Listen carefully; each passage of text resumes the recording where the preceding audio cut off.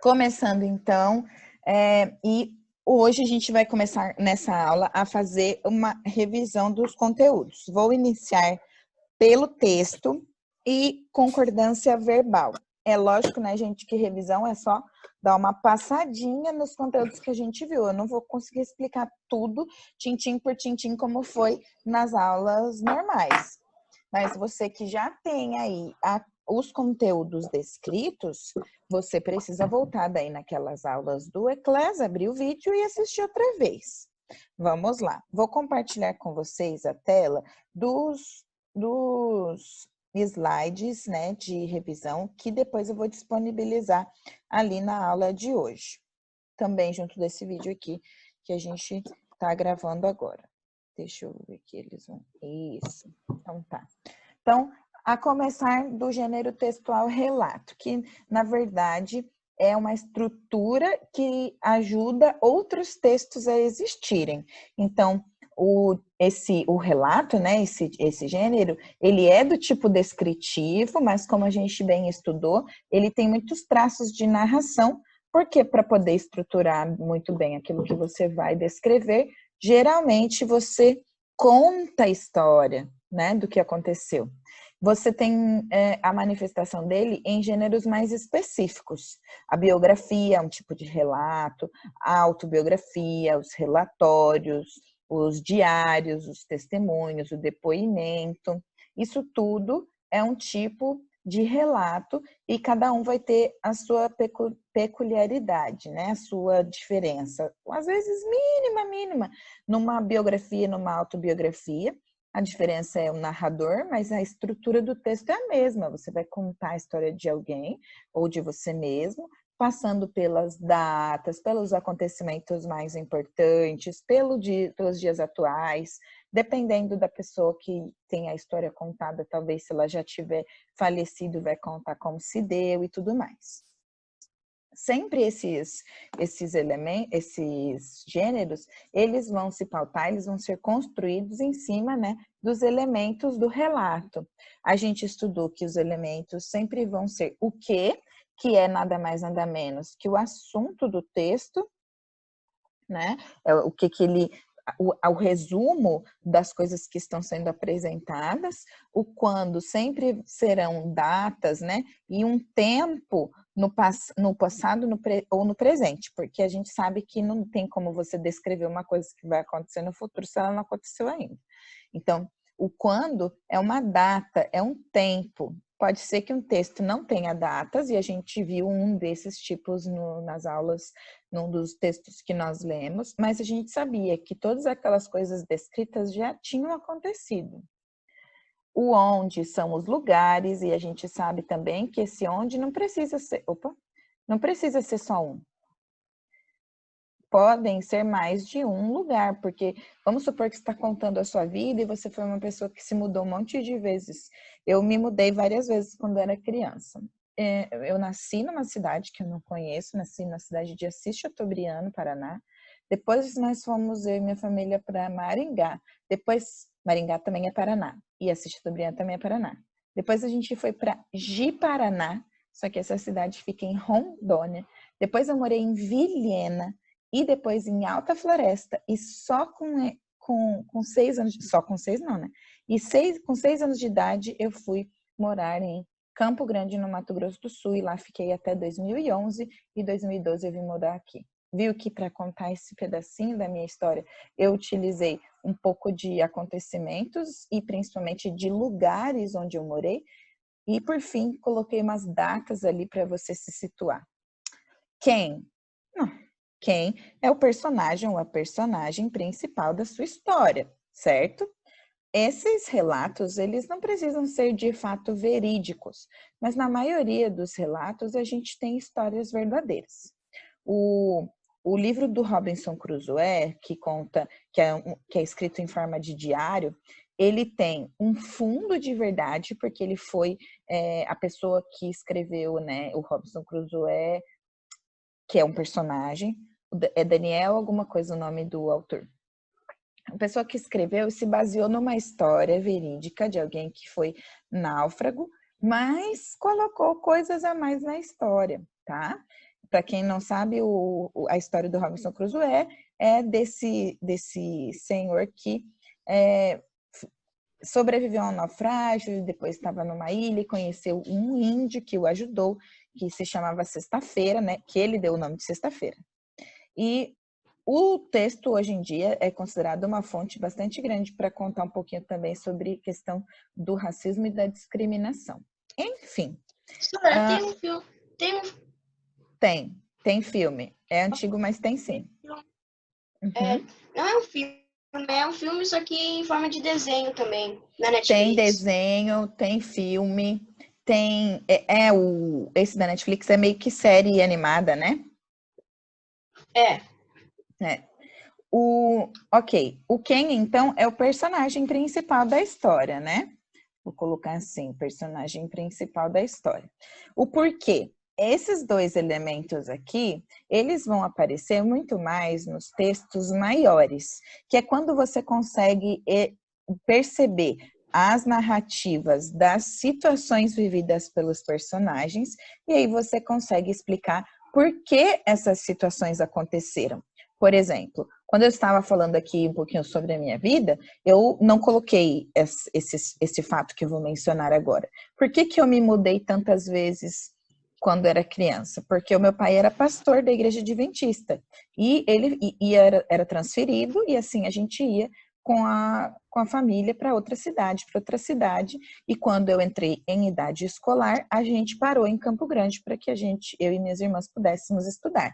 Então, por que se mudava tantas vezes, né? Essa poderia ser uma das perguntas. E isso que eu estou mencionando poderia aparecer no texto para responder a esse questionamento. Como? Bom, agora que eu falei, por exemplo, por que eu me mudava tanto e que eu me mudei várias vezes de lugar, eu posso colocar o como na minha história. A gente se mudava de cidade para cidade, e na época eu era criança, pequenininha. Olha, eu nasci em 1988. Não era uma coisa muito acessível viajar de avião. E o meu pai tinha um super carro, que era um Fiatzinho 147. É antes do Uno ainda, gente. E era com esse carro que a gente viajava para tudo que é canto. E vinha lá de Paraná e Rondônia até aqui, onde a minha avó, mãe da minha mãe, mora, todo final de ano. 3.000, sei lá quantos quilômetros dentro do Fiatinho, eu e minhas irmãs. Então, esse era o como, por exemplo, como eu viajava. Como a mudança ia? A mudança ia de caminhão. Minha mãe perdeu várias coisas na época, porque as mudanças não eram como hoje, que vai lá, embala bonitinho. Socava tudo dentro do caminhão, e o jeito que chegar, chegou. Agradece se as coisas chegarem inteiras. Se o caminhão chegar no lugar certo. Bom, essas 6 partes não são necessariamente obrigatórias de estarem num texto, mas na hora que eu vou escrever um texto em relato, elas me ajudam a montar melhor o script de uma história, tá? Vamos passar então para a próxima. Tá. Aqui temos um exemplo pequenininho, tá? É um relato pessoal. É como se você tivesse pedido para um garoto dar um depoimento sobre um pouquinho da vida dele, e fala assim, se você pudesse contar alguma coisa sobre você, o que você contaria? E aí você tem esse texto, ele está escrito bem em linguagem informal. Meu nome é Jean, eu vou falar um pouco da minha vida. Eu ajudo a minha pai a cortar lenha. Eu tenho 9 anos e fui mordido por um cachorro. Quando eu crescer, quero ser goleiro. Quero ter uma esposa e ter filhos. Eu moro em Santa Cecília. Gosto dos animais e das plantas. Gosto da minha professora, ela explica bem. Gosto de ler e de estudar. Nossa, veja quantas informações que ele foi colocando aqui, né? A respeito dele. Então, eu posso dizer que, nesse texto, se eu tiver que responder a pergunta quem, fica fácil. Como é que eu respondo a pergunta quem? Quem? Sobre quem nós estamos falando nesse texto? Sobre Jean. Isso. Então, aqui eu tenho o Jean. Eu tenho a resposta para quem é o quem nessa história. Se eu tivesse que perguntar quando? Vejam só. Será que eu consigo dizer que essa história é em 1900, em 2000? Não, porque eu não tenho dados de datas, né? Eu posso então dizer sobre um período passado ou presente. O texto, ele parece estar sendo narrado em que tempo? Presente. Isso foi muito engraçado o que aconteceu agora. Eu consigo ver alguns alunos aqui quando fala, né? Porque fica aqui do ladinho da tela as câmerazinhas.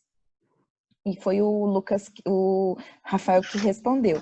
Só que na minha câmerazinha aqui, a telinha dele não estava aparecendo. E a Amanda fez assim, ó. Bem na hora. E aí apareceu a voz do Lucas e a dublagem da Amanda. E eu pensei, nossa, ficou grossa essa voz. Bom, a gente consegue dizer, olhando o texto, que o narrador, ele conta a história dele num presente corrente, mas a gente entende que é uma história que é baseada tanto no que ele sente naquele momento, quanto nas coisas que ele sabe que ele já viveu. Ele sabe que ele gosta de ler porque ele já leu. Ele sabe que ele gosta de estudar porque já estudou, porque essas coisas já aconteceram antes. Então, o quando aqui é predominante no presente, né? Ações do presente. E aí eu não tenho como grifar aqui muito certo, eu vou nos verbos. Então, olha, hoje eu vou falar, eu ajudo, são verbos todos do presente. Mas aqui já vem uma ideia do passado, ó, fui mordido, tenho 9 anos, enfim. Tem até um desejo aqui para acontecer no futuro, né? Beleza, vamos para outra pergunta aqui. Onde? Tem algum lugar nesse texto que menciona alguma coisa sobre o onde? Sim. Sim. O que fala sobre lugar aí? Que ele mora. Santa Cecília? Isso, mas o que fala sobre Santa Cecília? Que ele mora lá.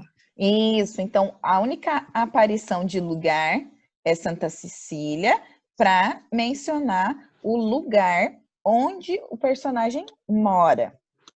Bom, se eu tivesse a pergunta por quê? Vamos lá. Opa, Jéssica. Se a pergunta fosse por quê? Vamos lá. Nesse pequeno trecho, eu tenho a seguinte informação. Meu nome é Gian. Por quê? Não sei, não está escrito ali. Por que o nome dele é Jean? Porque os pais dele decidiram assim. Ele não contou. Vou ler a próxima ideia. Eu vou falar um pouco da minha vida. Por quê? Tá no texto? Por que ele vai falar um pouco da vida dele? Não. Não. Eu só consigo deduzir, só consigo criar uma hipótese de por quê. Mas eu não consigo comprovar que essa minha hipótese esteja verdadeira, porque eu não tenho isso no texto. Eu ajudo a minha pai a cortar lenha. Por quê? Não fala.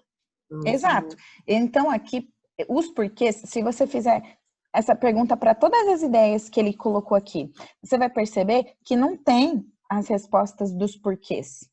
Você, para todas elas, consegue levantar hipóteses. Eu consigo dizer assim, ó, por que ele ajuda o pai a cortar lenha? Provavelmente porque é a ocupação do pai dele, e ele gosta de ajudar o pai. Por que bom, aqui, ó, na verdade, a gente tem um porquê, lá no final do texto. Gosto da minha professora. Ela explica bem. Fim. A gente achou um porquê aqui, ó. Gosto da minha professora. Por quê? Ela explica bem? A gente pode dizer que o único porquê que tem nesse texto é para quando o autor menciona o gosto pela professora. O autor não, né? O autor, porque o menino que fez o próprio texto, né? Então aqui eu tenho um porquê, que é o porquê ele gosta da professora. Veja, eu não consigo estabelecer o porquê para toda a história, porque ele foi falando várias coisas. Se ele tivesse contando apenas uma coisa na vida, talvez eu conseguisse estabelecer um porquê. Olha o como também. Como? Meu nome é Gian. Será que eu consigo estabelecer um como? Eu vou falar um pouco, por exemplo, ele teria uma boa história para explicar como, que é, fui mordido por um cachorro. Ele explicou? Não. Ele poderia explicar como ele ajuda o pai a cortar lenha. Ele explicou? Não. Não, ele poderia falar alguma coisa de como ele pretende ser goleiro, mas não falou. Então, eu não tenho comos nesse texto, nesse pequeno texto. E o que talvez seja a última pergunta, depois que eu já destrinchei todo o meu texto, o que é o assunto principal. Se eu pudesse resumir aqui, eu sim poderia dizer que aqui eu tenho algumas informações sobre os gostos, né, e sobre quem é o Jean. Só isso que eu poderia dizer. Informações sobre de que ele gosta. Informações pessoais. Isso, o Alisson, mas essa resposta, informações pessoais, ela serviria para todos os relatos. Então, para eu ser bem correta quanto à minha resposta, eu tenho que dizer que, ó, se eu olhar, a maior parte das coisas que ele coloca são os gostos. Eu gosto disso, eu gosto daquilo, eu quero ser, entende? Então, aqui eu teria que responder que o que, né? Os gostos e algumas informações sobre a vida do Jean, de quem é o Jean, tá? Você poderia dizer assim, ó, quem é e de que gosta. Do que se alimenta. É, por aí. Ó, ficou um T bem cortado ali. O Jean. Pronto. Vocês se lembram do formulário que eu pedi para vocês responderem? Sim. Eu estou analisando as respostas, né? E aí, vocês acreditem ou não, teve alguém que escreveu numa das perguntas lá que, não sei o que facilita a aula, uma coisa assim. Aí a menina escreveu assim, só escreveu assim, a professora, e escreveu assim.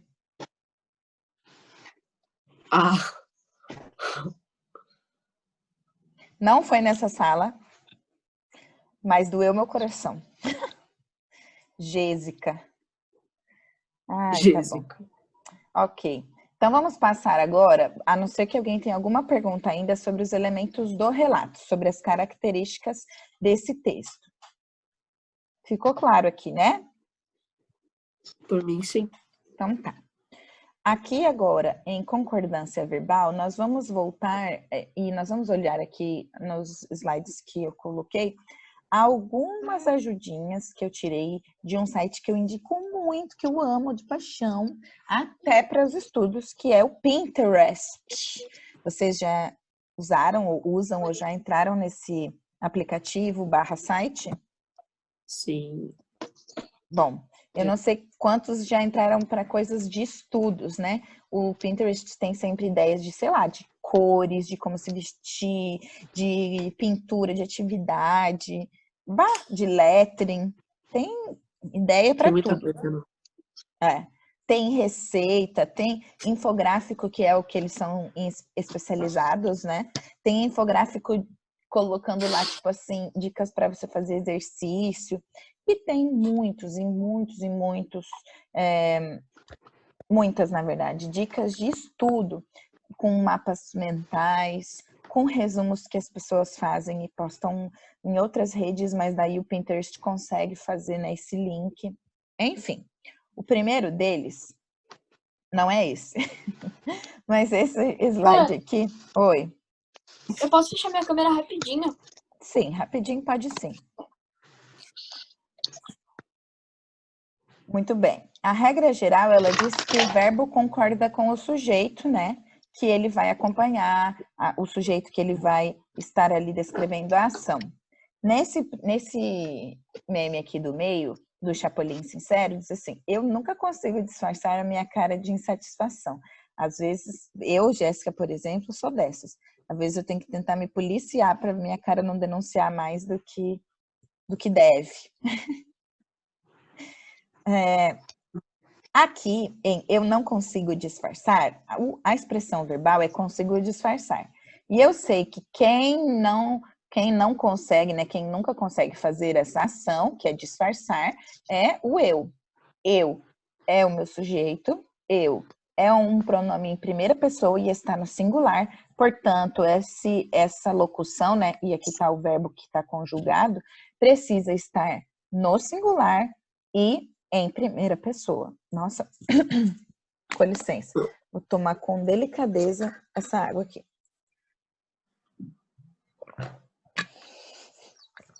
delicadeza zero, né? Vamos lá. Então, o que eu vou também lembrar com os estudos de hoje? A questão dos verbos impessoais, né? Que não modificam quando eles têm sentido de existir, fazer tempo. E aqui eu coloquei um exemplo que acontece muito com a gente, né? A gente usa bastante essa expressão, ou nós vai lá, nós vamos junto, né? E eu sei que o verbo precisa concordar com o seu sujeito.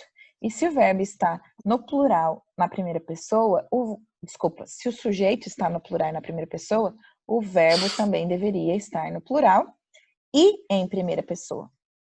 Então aqui, para eu estar dentro da norma padrão, eu deveria escrever nós vamos.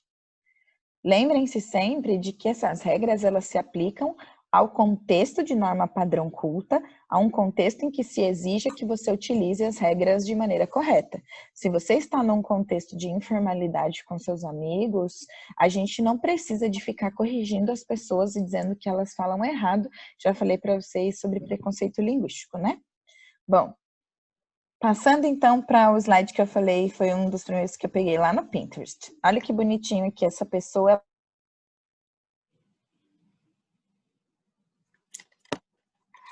O que eu fiz? Ah, deu. Essa pessoa, ela criou um joguinho e ela colocou aqui nos espaços, né, as regras. Provavelmente, essa pessoa pensou assim, você joga o dado, aí quando cair numa dessas opções aqui, né, vai estar a regra e para você poder passar as casinhas ou permanecer ali, você precisa colocar um exemplo, vamos dizer assim, eu não sei. Eu achei essa imagem e eu achei bacana. Olha lá, o primeiro quadrinho, né, o primeiro passo ali, diz assim, quando o sujeito é um coletivo, o verbo concorda com o substantivo coletivo. Então, eu queria que você, se você tiver com ele aí, abra o seu livro lá na página 50, se não me engano, não, 45, é isso. Professora, meu livro tá guardado aqui, eu já tô saindo, na verdade. Tudo bem, então, Amanda. Tudo bem. A aula vai ficar gravada e depois, quando você voltar, você pode acessar outra vez, tá bom? Professora, Oi. eu posso pegar meu carregador? Eu tô só com 4%. Pode sim, fica à vontade. Aqui na página 45, você tem exatamente essa regra que a gente acabou de dizer. Ela tá ali bem no meio. E o exemplo dela é o seguinte: o cacho de uvas enfeitava a mesa. Veja que nesse exemplo, o cacho, a palavra cacho é uma palavra coletiva. Quem não lembra quem é coletivo, é aquela palavra que significa, que resume mais de uma espécie.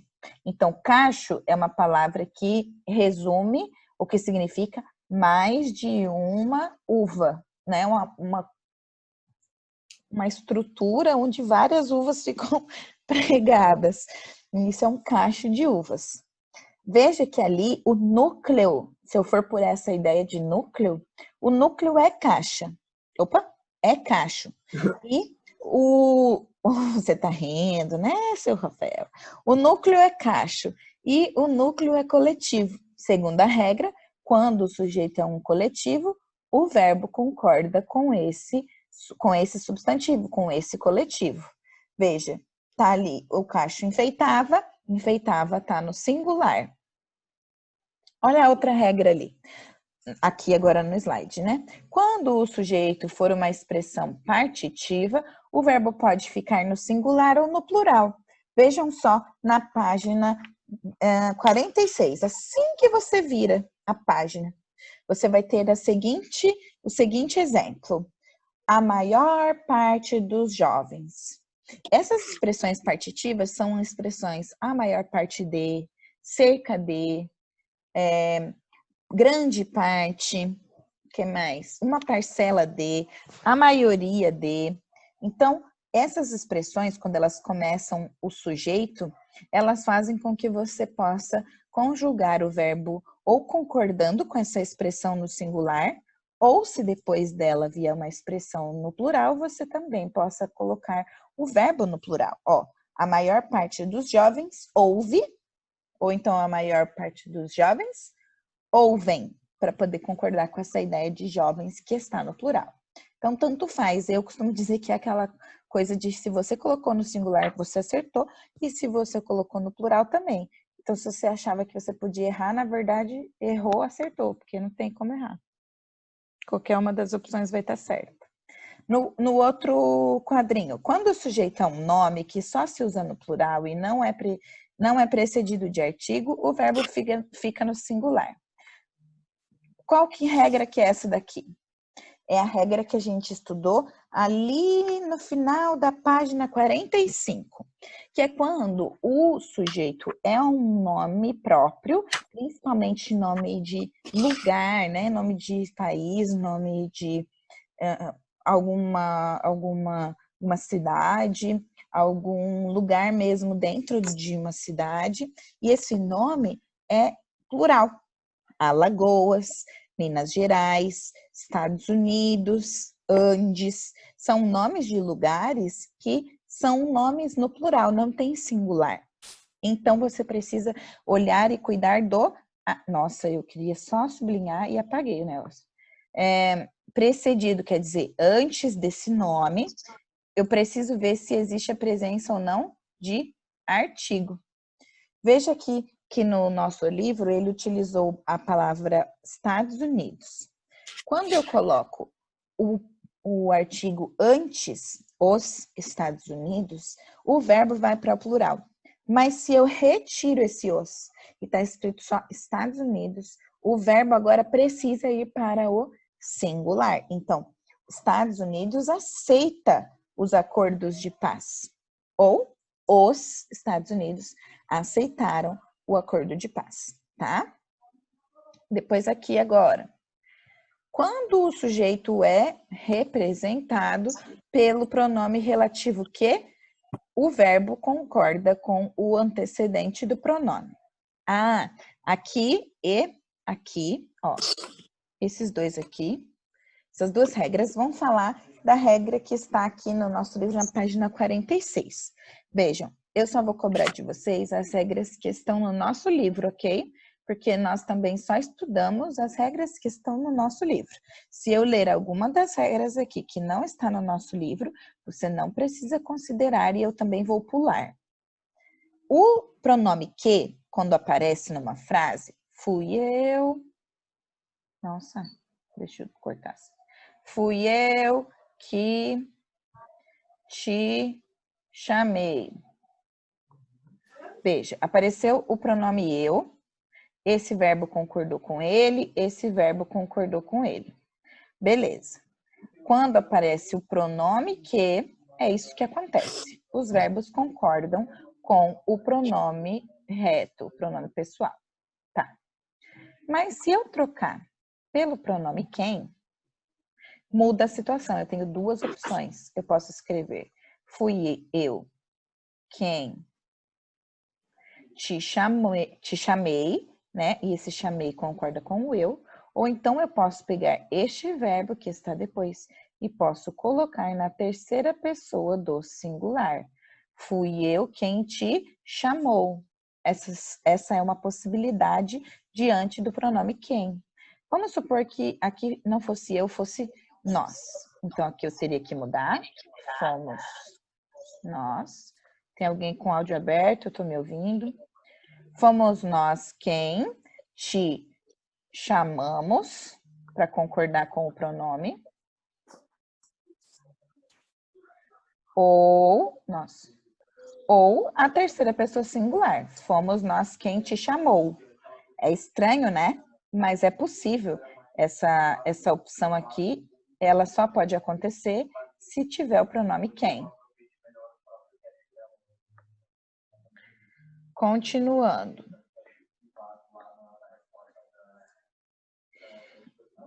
Quando o sujeito é formado pela expressão, cerca de, perto de, o verbo fica no plural. Beleza. Então, ó, cerca de 20 pessoas. Por que fica no plural? Porque eu estou usando sempre, geralmente eu uso números depois, né? Cerca de 20 pessoas, cerca de 300 pessoas, cerca de uma família. Então, eu estou sempre trabalhando com ideias plurais. Esse item aqui não está no nosso livro. Não é preciso estudá-lo. Outro. Quando o sujeito é formado pela expressão mais de, o verbo concorda com o número da expressão. Gente, não estudou esse, então eu não vou cobrar e eu nem vou falar para não confundir. Quando a gente usa esse aqui, quando o sujeito é uma expressão que representa porcentagem, não estudamos, não vou falar. Vou até passar assim, não estudamos, não vou falar. Quando o sujeito composto é formado por pessoas gramaticais diferentes, e entre elas não vimos esse. Quando o sujeito é formado por um pronome indefinido ou interrogativo, não vimos esse. Não precisamos de pra gastar tempo com isso, a gente vai ver mais para frente, tá? Quando o verbo estiver acompanhado pelo índice indeterminado, também não estudamos esse. O verbo haver, esse aqui a gente estudou, ó. Esse aqui está lá na página 49. Quando o verbo haver tiver sentido de existir, indicando o tempo transcorrido também, e o verbo fazer, indicando também tempo transcorrido, são impessoais, isto é, não possuem sujeito, e então eles ficam na segunda pessoa, na terceira pessoa do singular. Então, esse aqui, ok, a gente estudou eles lá na página 49. A gente viu que também acontece muito de usar o verbo ter com o mesmo sentido, e ele também não vai para o plural. Quando o verbo vier acompanhado pelo pronome passivador, não lemos, não estudamos, não vai. Quando o sujeito do verbo ser, a gente tem o verbo ser no final da página 48. O que a gente estudou sobre o verbo ser? A gente estudou o verbo ser, não estudamos esse, não estudamos um pouco desse, que é a hora, né? A gente estudou quando ele tem o sentido de hora e quando ele está diante da palavra dia, tá? Deixa eu ver se tem aqui. Tem aqui, ó. Quando a gente está usando a palavra ser, o verbo, eu posso utilizar para falar horas e posso utilizar para falar datas. E esse foi o que a gente estudou. A gente estudou que quando a gente está colocando o verbo ser seguido de números, é muito simples. Tudo que não for um é plural. Então, o verbo vai para o plural. Se eu perguntar para você que horas são, e você me responder agora, você vai me dizer, são 14h25. Por que são? Porque 14 é mais de 1. Professora, e se eu quisesse dizer é 1h? Tudo bem, você poderia. Mas você sabe que o horário correto da tarde são 13 horas, não é? Com a expressão dia. Só um minutinho aí.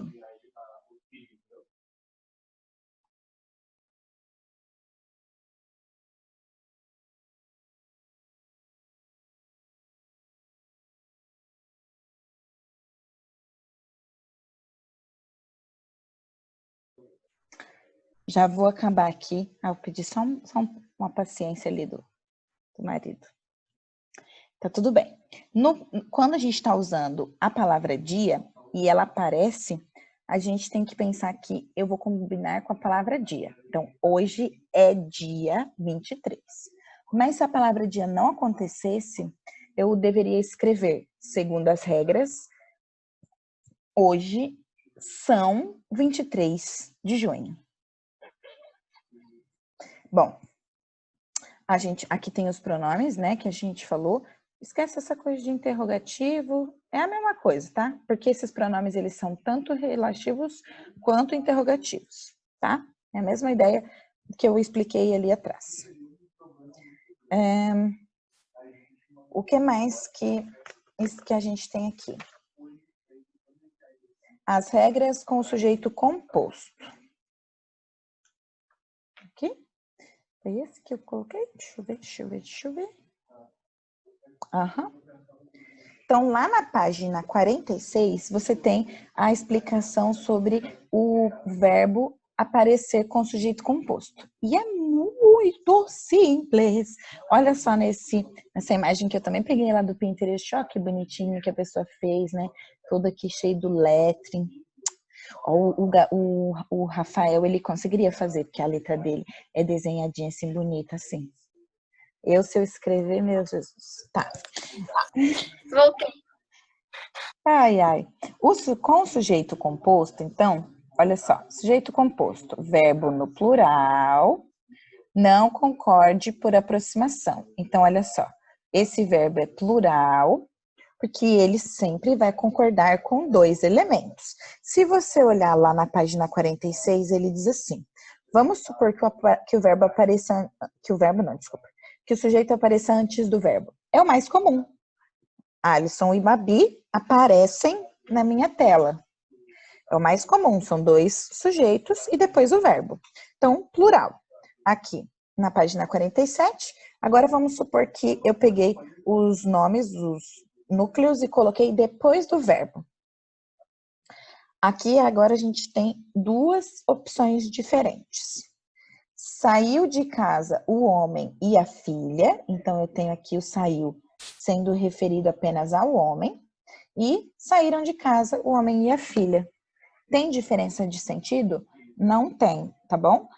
Mas você pode utilizar essa primeira opção como uma opção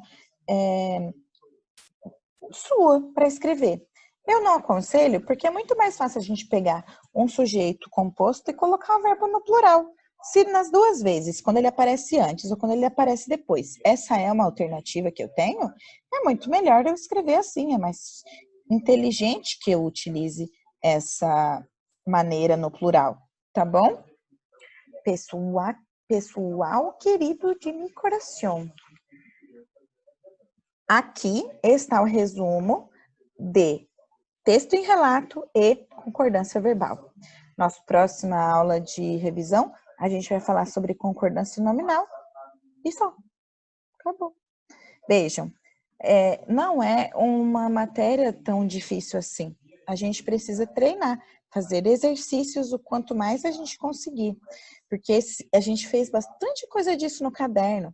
Volta nos seus exercícios que você fez lá para poder treinar. Tem um site que se chama Racha Cuca, você já deve ter ouvido falar dele. Esse site, eles têm uns quiz.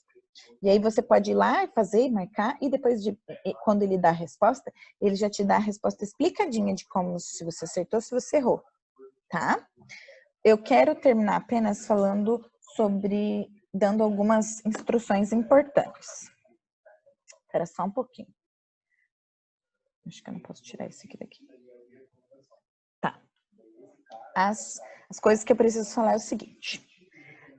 Nossa atividade avaliativa do dia 25, você pode utilizar todos esses slides que vou mandar aqui, se você quiser colocar eles no seu caderno. Você pode utilizar o seu livro nessas páginas. Já anota aí, ó, que da página 45 até a 48 a gente estudou concordância verbal.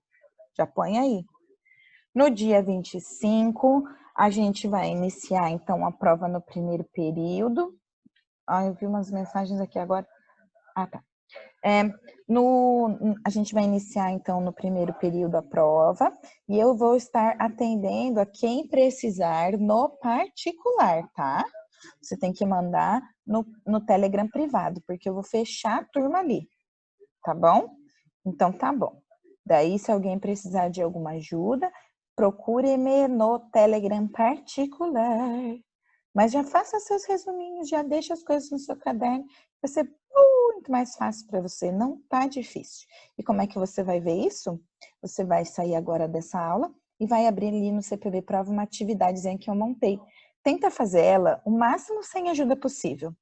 Mesmo que você erre. Se você precisar, se você quiser, você pode mandar perguntas ali para tirar alguma dúvida ali no Telegram. Mas tenta fazer o máximo sem ajuda para perceber assim, será que eu consegui entender alguma coisa, né, dessas matérias que vão cair na prova? Porque ali nós temos um pequeno questionário já que eu fiz do gênero textual e de concordância verbal, tá? Então, tá. Alguma pergunta? Feito? Então tá bom.